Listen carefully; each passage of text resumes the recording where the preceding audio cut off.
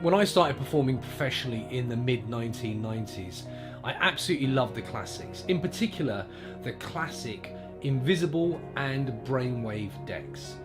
But I had one main reservation about adding either of these two classic decks to my repertoire, and that was quite simply they were so good that almost every magician and mind reader that I knew was performing them. So I decided that I would have to create something that would be completely unique to me, but also tackling some of the restrictions that these classic decks can have. I wanted to leave my audience with the impression that everything could have been examined, and even have them handle the cards at some points during the routine. I wanted my effect to be so direct and simple to perform so that I could focus completely on presentation, which had to be thought-provoking with what I like to call a peek behind the curtain.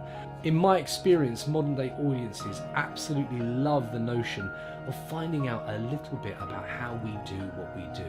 But then after leading them up the garden path with a completely impossible memory demonstration, I wanted the plot twist. To leave my audiences completely baffled with nowhere to go. A deck of cards is undeniably mixed by the performer and memorized in apparently seconds. Various audience members are then asked to randomly generate a playing card.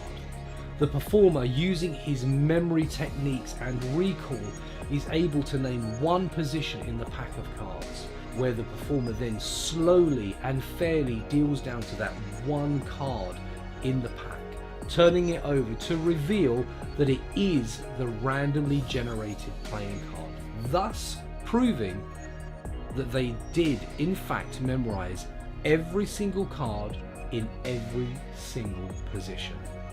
But then the plot twist comes, with the performer confessing that this had nothing to do with memory and everything to do with influence, at which point every other card is turned over by the performer and the audience member by the side of them, revealing that every other card in the pack was in fact a joker.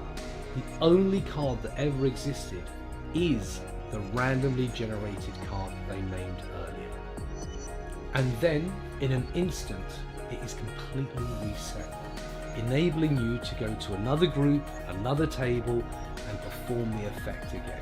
I have been performing Solus for over 20 years, with hundreds of performances at the prestigious Magic Circle headquarters in London. I have performed Solus close-up mix and mingle, from table to table, in parlour performances, private dinner parties, and even on stage.